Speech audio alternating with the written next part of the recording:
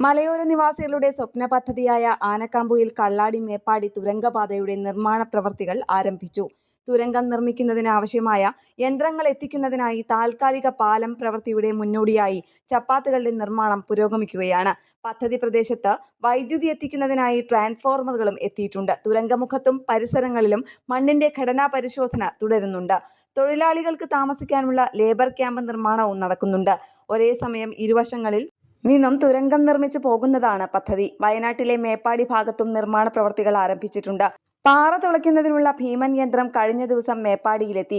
സാൻവി കമ്പനിയുടെ surface top hammer drill rigger എന്നുപേരുള്ള ഭീമൻ യന്ത്രമാണ് വയനാട്ടിലെത്തിച്ചത്.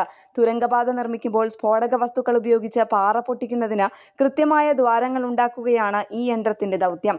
തുരങ്കപാത ആരംഭിക്കുന്ന മീനാക്ഷിയിൽ യന്ത്രങ്ങൾ പാർക്ക് ചെയ്യുന്നതിനുള്ള സ്ഥലമൊരുക്കൽ പ്രവൃത്തിയും നടക്കുന്നുണ്ട്. ഋഷികേശിൽ നിന്ന് റോഡ് മാർഗം 15 ദിവസം യാത്ര ചെയ്താണ് യന്ത്രങ്ങൾ വയനാട്ടിലെത്തിച്ചത്. ഇവിടെ തൊഴിലാളികൾക്ക് താമസിക്കാനുള്ള ലേബർ ക്യാമ്പുകളും ഒരുങ്ങുന്നുണ്ട്. തുരങ്കപാത യാഥാർത്ഥ്യമാകുന്നതോടെ മലബാറിന്റെ തന്നെ വികസന കുതിപ്പിനാകും നാഴികക്കല്ലാവുക. കഴിഞ്ഞ ഓഗസ്റ്റ് 31 ആനക്കാമ്പൊയിൽ നടന്ന ചടങ്ങിൽ മുഖ്യമന്ത്രി പിണറായി വിജയനാണ് പദ്ധതിയുടെ നിർമ്മാണ പ്രവൃത്തി ഉദ്ഘാടനം ചെയ്തത്. പദ്ധതി യാഥാർത്ഥ്യമാവുന്നതോടെ ആനക്കാമ്പൊയിൽ നിന്ന് കേവലം 22 കിലോമീറ്റർ കൊണ്ട് മേപ്പാടിയിലെത്താനാകും. ഏത് കാലാവസ്ഥയിലും സുഗമമായ സഞ്ചാരം എന്നതാണ് ഈ പാതയുടെ സവിശേഷത. താമരശ്ശേരി ചുരത്തിന്റെ ബദലായാണ് 4 വരി തുരങ്കപാത നിർമ്മിക്കുന്നത്. ചുരത്തിലെ സങ്കീർണമായ ഗതാഗത പ്രശ്നത്തിന് വലിയ അളവിൽ ആശ്വാസമാകുന്നതാണ് തുരങ്കപാത. പശ്ചിമഘട്ടത്തിലെ മലമ്പ്രദേശങ്ങളിലൂടെയാണ് തുരങ്കപാത കടന്നു പോകുന്നത്.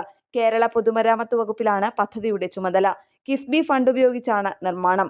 പദ്ധതിയുടെ നടത്തിപ്പിനും നിർമ്മാണത്തിനുമുള്ള special purpose vehicle Konkan railway corporation ലിമിറ്റഡിനാണ്. തുരങ്കപാതയുടെ നിർമ്മാണ കരാർ 2134 കോടിയാണ് പദ്ധതി ചെലവ്. കേരള പ്രണാമ ന്യൂസ്, വയനാട്.